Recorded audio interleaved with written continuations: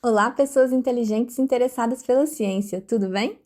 Hoje eu trouxe um tema bem pedido. Vamos falar sobre as nossas habilitações? Se você é aspirante a biomédico, graduando em biomedicina ou familiar dessas pessoas, você precisa entender como o biomédico pode se tornar apto para exercer a profissão de forma regulamentada. E essa forma nem sempre é apenas através de uma especialização, como normalmente acontece com as outras profissões, porque a biomedicina funciona de uma maneira diferente. Se você se interessou pelo assunto, vem comigo, esse vídeo é para você. Eu sou Letícia Lopes Santos, biomédica e imaginologista. Vamos lá? Habilitação é diferente de especialização. A especialização rende uma habilitação, mas ser habilitado não implica necessariamente ser especializado. Pode parecer estranho diante do segmento das outras profissões existentes no mercado, que contemplam geralmente a ordem graduação e, em sequência, especialização, através de uma pós.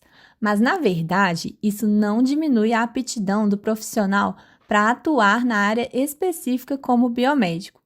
Às vezes, pode ser até melhor, porque ele pode dispor de mais horas de prática supervisionada do que uma especialização pode oferecer. E dependendo da área de atuação do biomédico, isso pode ser bem relevante para o paciente. Mas vamos entender como funciona isso direitinho. No momento, o Conselho Federal de Biomedicina considera 31 tipos de habilitações, que são essas que estão aí aparecendo. Não há limites para nós, biomédicos, acumularmos habilitações. A graduação, a gente tem que sair, no mínimo, com uma habilitação. E para trabalhar no mercado, o biomédico tem que ser obrigatoriamente inscrito no Conselho Regional de Biomedicina. Para isso, a gente tem que apresentar o diploma de graduação, o histórico escolar e a declaração de estágio supervisionado em uma das áreas de habilitação que a gente escolher. Praticar a biomedicina sem ter a habilitação daquela área em que você está atuando é ilícito do ponto de vista ético, disciplinar e penal. E aí, aquele profissional vai sofrer sanções previstas no Código de Ética do Profissional Biomédico e também no Código Penal. Então, como obter as habilitações? A gente pode obter através do estágio curricular obrigatório, pensando em perspectivas futuras na residência, na pós-graduação e também na especialização, para a gente então poder atuar no mercado de trabalho como biomédicos. Vamos ver cada uma dessas opções? Bom, são 3 formas que a gente tem de obter uma habilitação. Entre elas, o estágio supervisionado, a realização de pós-graduação, que pode ser na modalidade lato sensu, como especializações, MBAs ou residência multiprofissionais, ou na modalidade stricto sensu, que engloba mestrado profissional, mestrado acadêmico e doutorado acadêmico. Por fim, podemos conseguir a habilitação por meio da prova de títulos, que é oferecida pela Associação Brasileira de Biomedicina. Quais as diferenças entre essas modalidades de obtenção de habilitação? A gente vai ver agora mesmo. Vamos começar falando sobre o estágio supervisionado, então, que é a nossa primeira oportunidade de obter uma habilitação ainda durante o nosso curso de graduação. Esse estágio ele pode ser obrigatório, quando a gente aprende ali o nosso ofício sem receber nenhum auxílio por isso, ou pode ser optativo, em que a gente recebe uma bolsa de um valor qualquer, né? Ou só a passagem, ou até bolsas bem significativas, né? Dependendo da empresa. Então, de qualquer forma, todos os 2 tipos de estágio precisam de ter a documentação certinha, então, o contrato assinado tanto pela faculdade ou universidade quanto pela empresa. E aí cada faculdade vai ter a sua maneira de lidar com esses documentos. Mas isso vai ser pedido também ao final do estágio, né? Eles têm que emitir um certificado de conclusão com as horas, né? Então, isso é importante a gente estar sempre atento para não faltar essa documentação. No caso, esse estágio precisa ter no mínimo 500 horas de duração, que correspondem mais ou menos a 6 meses, para ser reconhecida essa habilitação que a gente escolheu pelo conselho. Algumas dicas que eu costumo dar para alunos que me perguntam como se comportar no estágio é que, assim, o estágio ele é a nossa primeira experiência profissional e ele pode, sim, significar a nossa entrada no mercado de trabalho. Então, esteja atento a isso, né? Procure fazer o melhor networking possível com os outros profissionais, seja pontual, tenha uma postura profissional, aprenda o máximo que você puder, buscando sempre tirar as dúvidas que vierem. Aliás, isso é uma ressalva que a gente tem que fazer aqui. O estágio é uma excelente ferramenta de prática, né, para aquele profissional que está sendo preparado ali. Contudo, a parte teórica, às vezes, ela não é tão privilegiada. Isso porque não existe um programa de horas teóricas para serem dadas no estágio. Então, é muito ali você, no dia a dia, exercendo o ofício. E aí, você vai aprender com outras pessoas que nem sempre são biomédicos, né? Tem os técnicos, e nem sempre eles sabem responder tudo ou estão tão abertos para ensinar também. Então, você tem que chegar do estágio e correr atrás de conhecimento em casa, né? Estudar, perguntar também na faculdade. Caso você não tenha a matéria em que você fez, né? Que você esteja fazendo esse estágio, você sim considerar fazer uma pós-graduação no sentido de obter essa teoria que te falta. Mas eu acho que hoje em dia é mais fácil para nós também buscarmos o conhecimento teórico do que o prático. Então, eu ainda acho o estágio muito vantajoso desse ponto de vista, de dar ao biomédico uma real noção da prática daquela área que ele escolheu para ser habilitado. Por fim, assuma uma postura respeitosa e ética diante de todos. Isso parece bobo, gente, mas é uma coisa que pega muita gente quando realiza o estágio. E às vezes as pessoas perdem a oportunidade de concretizar ali, de assumirem uma vaga no futuro, porque não sabem ter postura. E isso é visto, mais visto do que o que a gente pensa. Bom, eu trouxe aqui uma atualização, segundo a agência Câmara de Notícias, da Câmara dos Deputados, em abril deste ano, foi aprovada a prorrogação do estágio por até 6 meses após a conclusão do curso superior. Também nessa mesma notícia, falava que é possível agora, durante o curso de graduação, a renovação do contrato de estágio por mais 1 ano, além dos 2 que já eram permitidos até então. O que é ótimo, né, gente? Acho que os alunos vão aproveitar ainda mais, não só a oportunidade de aprender o ofício, mas também para ficarem um pouco independentes no caso daqueles estágios que não são os obrigatórios, né? Que são os optativos que dão a bolsa. Muito legal. Então, voltando aqui para o nosso esquema de como obter habilitações, vamos então falar da modalidade de obtenção através da pós-graduação, que engloba cursos lato sensu, ou seja, de amplo sentido, ou stricto sensu, de sentido estrito. E nós vamos falar cada uma dessas modalidades resumidamente para a gente poder entender direitinho. A pós-graduação lato sensu é mais voltada para o mercado. Ela precisa ter no mínimo 360 horas para ser reconhecida como habilitação pelo Conselho. Pode ser do tipo especialização comum, MBA ou residência multiprofissional. Tanto a especialização quanto o MBA têm o mesmo tempo de duração geralmente, de 1 a 2 anos, sendo que a especialização representa o aprofundamento do nosso conhecimento numa área específica como biomédicos, enquanto que o MBA é um curso mais voltado para a área de negócios, administração e gestão. No Brasil, ele não confere titulação de mestrado, que a gente vai ver mais para frente na parte de pós-graduação stricto sensu. Para ingressar nesses tipos de especialização, dependendo do local que você escolher para fazer a sua, pode haver entrevista e análise curricular.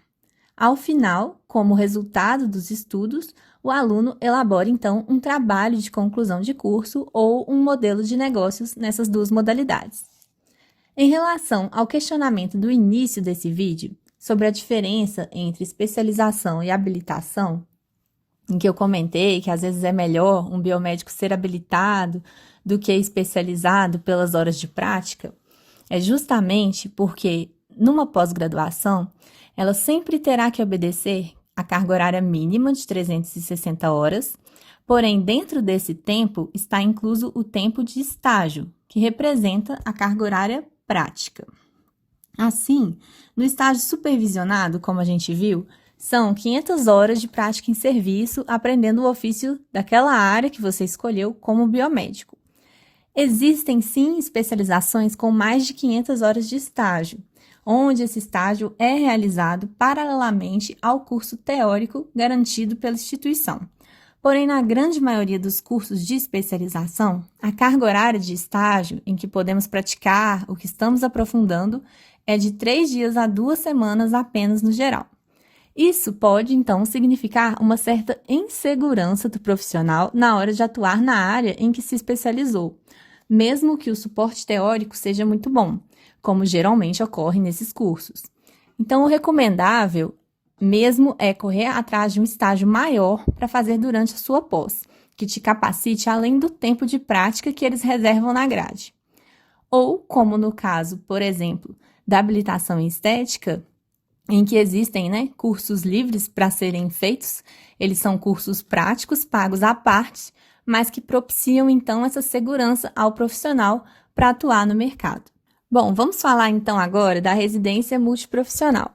A residência dura 2 anos e tem 80% da sua carga horária voltada para a prática em serviço, enquanto os outros 20% são voltados para teoria, ou aulas teórico-práticas.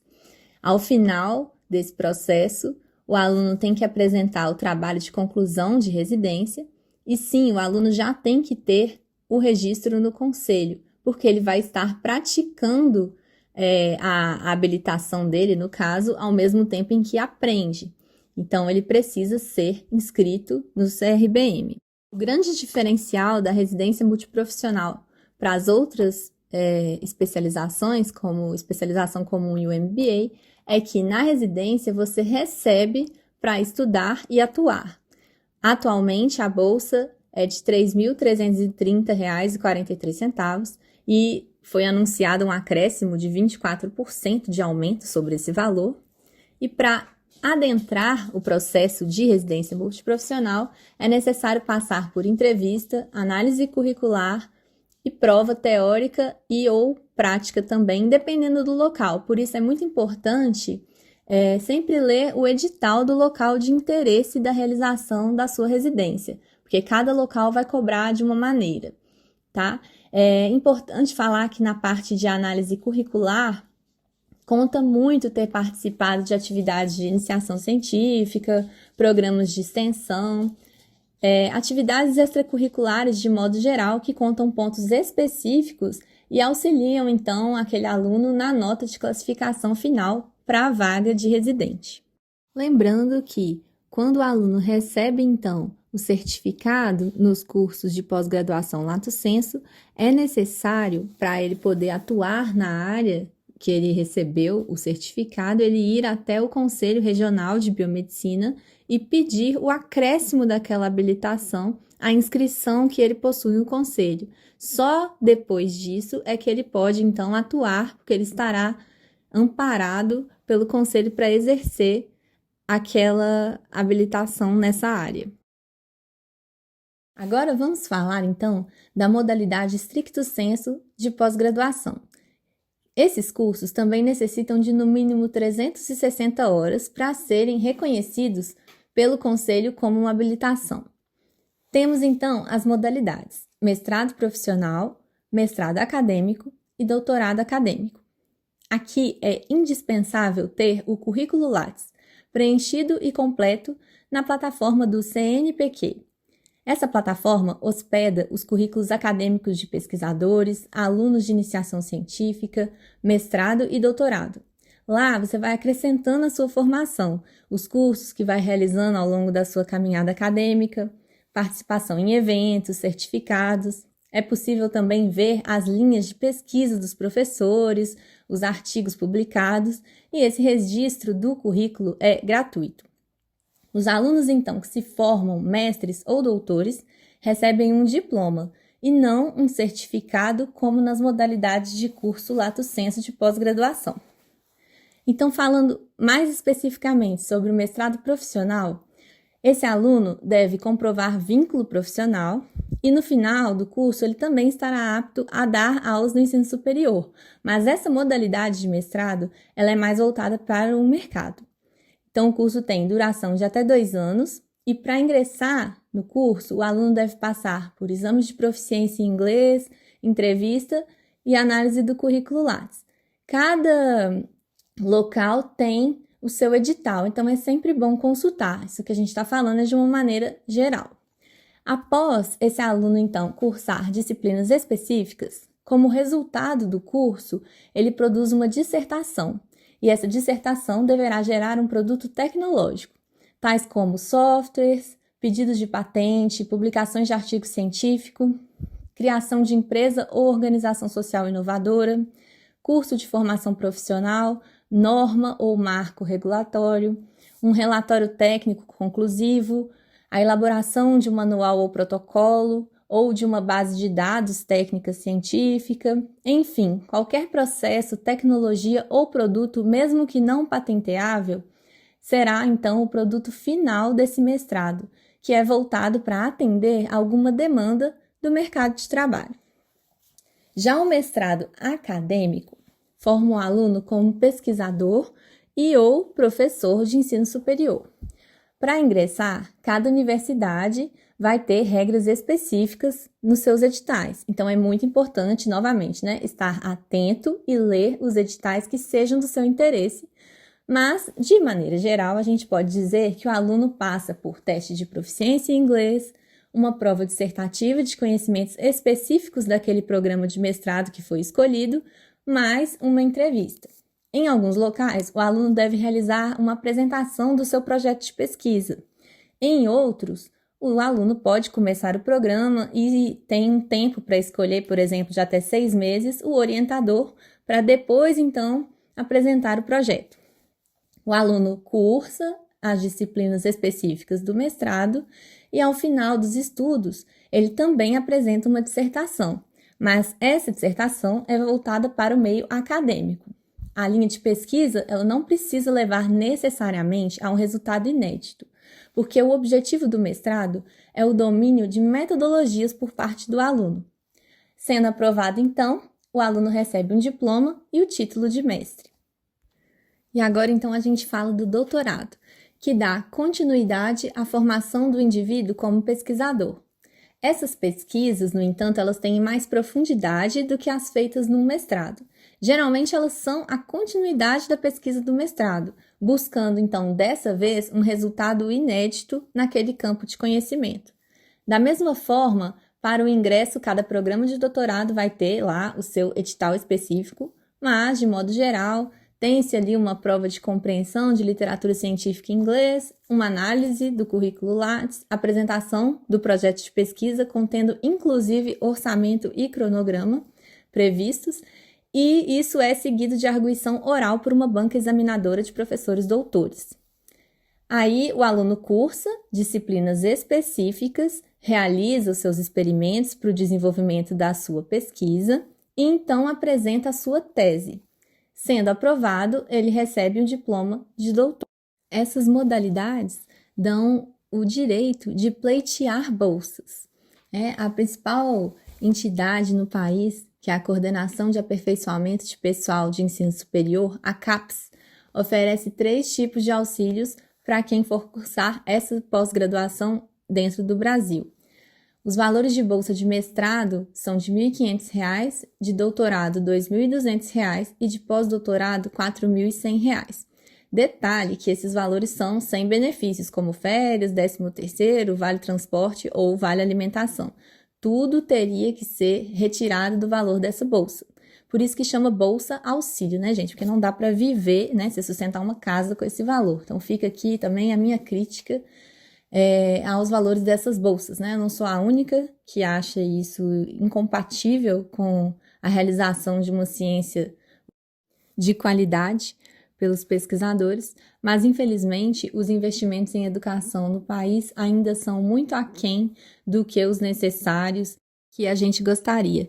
E ainda assim, a gente consegue formar pesquisadores brilhantes que contribuem de maneira muito significativa para a realização de ciência de qualidade no nível internacional. Lembrando que, após terminar, então, os cursos de pós-graduação stricto sensu, o aluno recebe um diploma de mestre ou doutor e então ele pode solicitar ao Conselho Regional de Biomedicina para que acrescente a habilitação da área a qual ele se especializou ali. E aí, somente então, depois deste processo de acréscimo de habilitação, é que ele pode então atuar na área de interesse que ele retirou aquele diploma. Por último, e não menos importante, a gente pode então obter a nossa habilitação através da prova de títulos, que é oferecida pela Associação Brasileira de Biomedicina. Então, quem pode fazer essa prova? Temos que ser graduados há no mínimo 3 anos e trabalhar há 2 anos na área de interesse. Além disso, é preciso ser afiliado da Associação Brasileira de Biomedicina e também possuir CRBM ativo. Detalhe que a afiliação à ABBM e a inscrição no CRBM há o pagamento de taxas. Geralmente, o que acontece é que esse profissional biomédico, apesar de formado, foi contratado como técnico, então ele não está exercendo a profissão ilegalmente. Porém, se ele, por exemplo, está contratado como técnico, vamos colocar em análises clínicas, mas não tem a habilitação para atuar na área como biomédico e já domina as técnicas, e de repente ele tem a chance de uma promoção para um cargo de biomédico. Daí ele pode requerer a habilitação através da prova de títulos para então se candidatar a esse cargo. Bom, as habilitações disponíveis então para o requerimento de prova de títulos são acupuntura, banco de sangue, biomedicina estética, citologia oncótica, histotecnologia clínica, imaginologia de maneira geral, patologia clínica, que corresponde a análises clínicas, reprodução humana e toxicologia. A prova é composta de questões dissertativas específicas sobre teoria e prática da área pretendida pelo candidato, além de análise curricular e possível entrevista, sempre que se julgar necessário, com especialistas para a arguição deste conteúdo. Bom, dá para perceber que talvez seja uma maneira mais demorada de conseguir uma habilitação.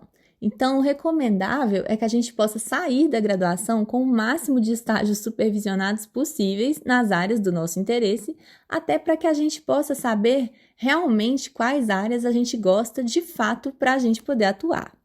Se houver dúvidas, por favor, deixem nos comentários, combinado? Espero que tenha ajudado. Um abraço para vocês e até o próximo vídeo.